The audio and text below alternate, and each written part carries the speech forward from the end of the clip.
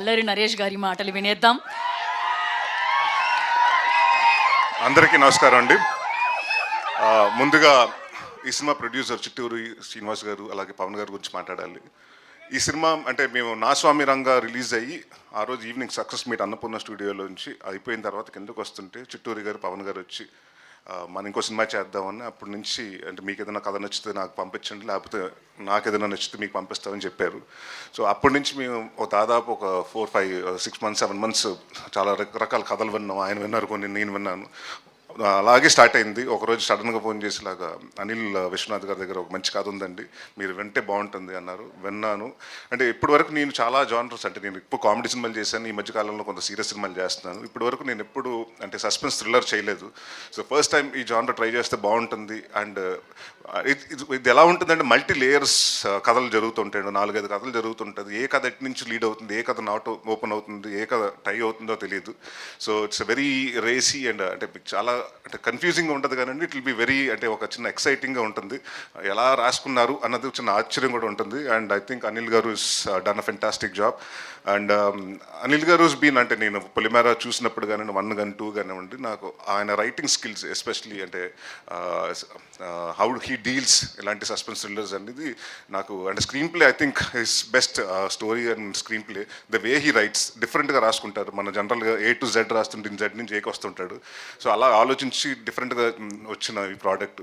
And Nani ఏవో పొద్దున్నప్పుడు హల్దీ చేసుకుని జల్దీగా వచ్చాడు ఇక్కడికి. సో రేపు పెళ్లి కొడుకు చేస్తున్నారు అండ్ ఎల్లుండ అది. ఇందాక చాలామంది అంటే నాకు తెలిసి చాలామంది డైరెక్టర్స్ నేను చేసినప్పుడు చాలామంది కొత్తలతో చేశానండి. అందరూ ఏంటంటే అన్న ఫస్ట్ ఇల్లు సినిమా చేయాలి, పెద్ద హిట్ కొట్టాలి, దాని తర్వాత ఒక ఇల్లు కట్టుకోవాలి, దాని తర్వాత మ్యారేజ్ చేసుకొని సెటిల్ అవ్వాలనుకుంటారు. So I think Nani confidence మీరు చూస్తే తెలిసిపోతుంది. 13వ తారీఖున అంటే 2 మేజర్ ఈవెంట్స్ లైఫ్లో పక్కనే విత్ ఇన్ వీక్ స్పాన్లో పెట్టుకున్నాడు. I think Nani all the very best and congratulations for your marriage. And అలాగే 21st నీ సక్సెస్ డెఫినెట్గా వచ్చి నీకు పెద్ద గిఫ్ట్ ఇస్తాం అని నా కాన్ఫిడెంట్గా ఉంది మా టీం తరపున. And thank you Nani for being there. And ఇక్కడ అంటే అందరూ మల్టీ టాలెంటెడ్ అండి. ఈయన వచ్చి డాక్టర్ బై ప్రొఫెషన్ అనిల్ గారు, మీరు కదా అనిల్ గారు, అనిల్ గారు డాక్టర్ బై ప్రొఫెషన్. అక్కడి నుంచి ఆ ప్రొఫెషన్ వదులుకుని టువర్డ్స్ ఇంట్రెస్ట్ ఆఫ్ డైరెక్షన్ ఇటు వచ్చి దీంట్లో చేశారు. అండ్ అలాగే ఇట్స్ అన్ యాక్టర్ ఆల్సో. ఈవిడేమో డాక్టరు, యాక్టరు, ఈ సినిమాకి అసిస్టెంట్ డైరెక్టరు అండ్ స్టోరీలో one of the writer also. So Kamakshi again I know her from a long time. And ఇదివరకు మారేడుమిల్లి ప్రజానికి సినిమా చేసాం. And she's a very fantastic అంటే ఒక fine artist and natural artist. మన తెలుగుకి అమ్మాయి మంచి తెలుగు అమ్మాయి మంచి న్యాచురల్ ఆర్టిస్ట్ దొరికిందని మనం డెఫినెట్గా గర్వపడవచ్చు. అండ్ అలాగే మా రమేష్ గారు, మా డిఓపి గారు, అంటే ఎంత ఫాస్ట్ అంటే 41 daysలో ఫినిష్ చేసామండి సినిమా. అంటే 2 కెమెరాలు పెట్టుకుని జనరల్గా ఒకటి మిడ్ ఒకటి క్లోజ్ పెట్టుకుంటారు, కానీ ఇంత మేము చేసింది ఏంటంటే ఒక హౌస్లో చేసాం. చాలా వెరీ కాంపాక్ట్ హౌసెస్లో చేసినప్పుడు ఇక్కడ ఈ రూమ్లో ఒక కెమెరా, అక్కడ లైటింగ్ జరిగిపోతుంటుంది, ఇక్కడ షూట్ జరుగుతుంటే నెక్స్ట్ రూమ్లో ఇంకొకటి జరుగుతుంటుంది. అంటే కెమెరా లిటప్ రెడీ అయిపోతుంటుంది. సో మేము వెళ్ళి షర్ట్ మార్చుకుని వెళ్ళి ఆ సీన్ చేసి వచ్చేయటం. సో అంటే ఆర్టిస్ట్ డేట్ల వల్ల చాలా కొన్ని మేము ఫినిష్ చేయాల్సి వచ్చింది, అంటే వాళ్ళ పోర్షన్స్ వరకు ఫినిష్ చేయాల్సి వచ్చింది. సో అంటే using it both the cameras and అంటే ఎంత ఎఫెక్టివ్గా డైరెక్టర్ ఏమనుకుంటున్నారు ఆయనకంటే ముందు అంటే వీళ్ళందరూ ఒక టీం వర్క్ అండి. బేసిక్గా దే బీన్ ట్రావెలింగ్ ఫ్రమ్ పొలిమేర 1-2 కాబట్టి దే నో. అంటే వాళ్ళకి నాని గారు కానివ్వండి, అనిల్ గారు కానీ వాళ్ళు ఏమనుకుంటున్నారు మైండ్లో అనేది చాలా ఈజీగా తెలుసు. సో ఇట్స్ అలాంటి డిఓపి ఈ సినిమాకి దొరకటం డెఫినెట్గా మా అదృష్టం. అండ్ డెఫినెట్గా విల్ హోప్ అంటే సార్ మళ్ళీ మన సినిమాలు చేయాలి.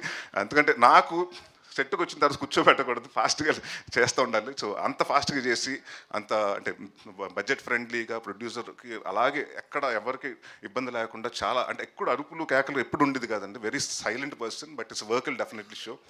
అండ్ మా భీమ్స్ గారు రండి. ఈయన గురించి చెప్పాలంటే ఫస్ట్ మేము వైఆర్డి బ్లాక్బెర్రీ ఫోన్లే అన్న సాంగ్ ఆయన వినిపించినప్పుడు చాలామందికి నచ్చలే.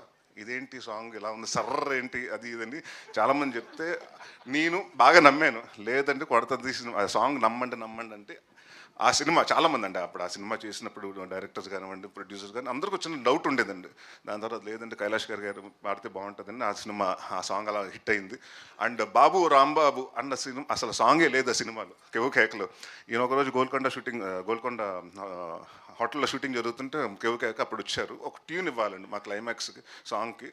ఆయన ఏదో చేస్తుంటే నాకు నచ్చలేదు. దాని తర్వాత నేను చెప్పా, అంటే మొహమాటం లేకుండా చెప్పేసి, అంటే చాలా మందికి ఏంటంటే తీసుకోలేరు, నో అంటే తీసుకోలేరు. భీష్మ గారికి అలాగ ఉండదు. బాగాలేదంటే అవునా బాగాలేదు ఇంకోటి చేసేద్దాం అంటారు.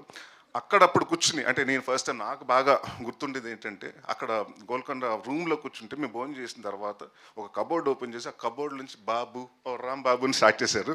సో అది ఇంత పెద్ద హిట్ అయ్యి ఇవాళ కూడా ఎక్కడికైనా వెళ్తే సంగీత్స్లో కానివ్వండి ఎక్కడన్నా బాగా వినిపించే సాంగ్. సో నాకు కెరియర్ బెస్ట్ సాంగ్స్లో కమల గారు నిండు నూరేళ్ళ సావాసం అలా ఇచ్చారు. దాని తర్వాత 2 సాంగ్స్ మీరే ఇచ్చారు. అండ్ ఈ సినిమాకి వచ్చేటప్పుడు మా ఛాలెంజ్ ఏంటంటే డెఫినెట్గా మెలోడీస్ అండ్ డెఫినెట్గా ఈ సాంగ్లు ఎరకొడతారని తెలుసు కానివ్వండి. మా ఇద్దరికి ఛాలెంజ్ ఏంటంటే ఆర్ఆర్. ఎందుకంటే ఇప్పటివరకు ఈయన చేసిన సినిమాలన్నీ కమర్షియల్ సినిమాలు, అది ఒక రకమైన ఇదండి. బట్ ఈ సినిమాకి ఏంటంటే ఇలాంటి సస్పెన్స్ థ్రిల్లర్కి డెఫినెట్గా ఆ మ్యూజిక్ చాలా ఎర్కీగా ఉండాలి, మన ఏదో హాంట్ చేస్తూ ఉండాలండి. సో ఐ థింక్ మీ ఇద్దరు మాట్లాడుకున్నప్పుడు this going to be big challenge. అంటే ఆయన ఛాలెంజ్ని చాలా స్పోర్టివ్గా తీసుకున్నాడు, ఇదిగా తీసుకునండి. డెఫినెట్గా ఈ సినిమా రిలీజ్ అయిన తర్వాత నా గురించి ఎంత రాస్తారో తెలియదు కానీ భీమ్స్ గారి గురించి మాత్రం 4-5 లైన్స్ ఎక్కువ రాస్తారు ఆయన, ఎస్పెషలీ బ్యాక్గ్రౌండ్ స్కోర్ గురించి. And I'm very proud. And ఎప్పుడో రావాల్సిన సక్సెస్ ఇప్పుడు వచ్చింది. ఆయన నెవర్ లేట్, ఎప్పుడు లేదు. బట్ ఇంకా పెద్ద సక్సెస్ అయ్యి ఇంకా భారీ ప్రాజెక్టులు, పాన్ ఇండియా ప్రాజెక్టులు కూడా చేయాలని కోరుకుంటున్నాను. ఆల్ ది బెస్ట్ భీమ్స్ గారు. అండ్ ఇప్పుడు మోస్ట్ ఎలిజిబుల్ బ్యాచులర్ జీవన్ గారి గురించి మాట్లాడుకుందాం. ఇంతే, ఇలాగే అందరితోటి ఇక్కడ ఎంతమంది మగాళ్ళు ఉంటే మాట్లాడ్డా ఆయన, సెట్లో కూడా అంతే, ఎక్కడ ఆడవాళ్ళు ఉంటే అక్కడికి వెళ్ళిపోయి మాట్లాడుతుంటాడు. So very fantastic person and very, అంటే చాలా సెట్లో కూడా, ఎందుకంటే మీరు చాలా సీరియస్ సినిమా, ఇంటెన్స్ సినిమా చేస్తున్నాం, ఆ మూడ్లు అలా మెయింటైన్ చేస్తుంటే కూడా ఆ మూడ్ని వచ్చి చెడగొట్టుతూ ఉండేవాడు ఈయన. చాలా అంటే చాలాసార్లు, అంటే ఆయనకి ఏం లేదు, ఎవరన్నా ఒక జోక్ చెప్తే చాలా నవ్వేస్తుంటాడు, ఇంకంతా స్పాయిల్ అవుతుంటుంది. బట్ వెరీ, అంటే చాలా ఎంజాయ్ చేస్తాం. ఆయన వంటలు కూడా తినిపించారు తీసుకొచ్చి. Is a very good chef again, అంటే multi talented. Thank you sir, thank you sir. And thanks Rai. And ఆయన్ని మనం కమెడియన్గా చూస్తాం, విలన్గా చూస్తాం. బట్ ఈ సినిమాలో బి డిఫరెంట్ షేడ్ అండి. అండ్ ఈ సినిమాలు మీరు చూస్తున్నప్పుడు ఎవరు విలన్ అయి ఉంటారు, ఇంక్లూడింగ్ నేను అవ్వచ్చు, కామాక్షి అవ్వచ్చు, ఇంకొకరు అవ్వచ్చు, అందరూ ఎవరు అవుతారో మీకు తెలియదు. So that suspense will definitely keep you thrill అని అనుకుంటున్నాను. అండ్ దేవ్ గారు, ఆల్ ద వెరీ బెస్ట్ అండి. థ్యాంక్ యూ ఫర్ 2 మంచి సాంగ్స్ ఇచ్చారు, అంటే మీరు రాశారు, చాలా మంచి లిరిక్స్తో రాశారు. So thank you. I wish you a very bright future. ఈ సినిమా 21వ తారీఖున మీ ముందుకు వస్తుందండి. సో డెఫినెట్గా మాట్లాడదాం, దాని గురించి మాట్లాడదాం. అండ్ డెఫినెట్గా ఈ సినిమా 21ని వస్తుంది. ఈ సినిమా చూసి మీరు డెఫినెట్గా ఒక 2-3 చోట్ల అయితే జర్క్ అవుతారు, అది అయితే నేను ఆశిస్తాను. సో 21 నవంబర్ థియేటర్కి వచ్చి 12 రైల్వే కాలేజ్ చూడండి, మమ్మల్ని బ్లెస్ చేయండి, మా పెళ్ళికొడుకుకి పెద్ద గిఫ్ట్ ఇవ్వండి. Thank you. Thank you.